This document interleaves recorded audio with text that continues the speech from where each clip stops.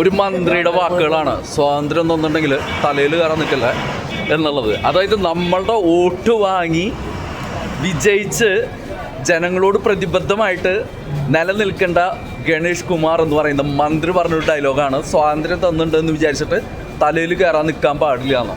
ഇവിടെ number plate പോലും വ്യക്തമല്ലാത്ത KSRTC bus ഇവിടെ ഉള്ളപ്പോൾ ആരോടാണിത് പറയുന്നത്? KSRTC ജീവനക്കാരനോടാണ് പറയുന്നത്. ജീവനക്കാരനോട് എന്താണ് പറയുന്നത്? ജീവനക്കാരൻ എന്താണ് പറയുന്നത്? സാലറി മുടങ്ങിക്കെടുക്കുകയാണ്.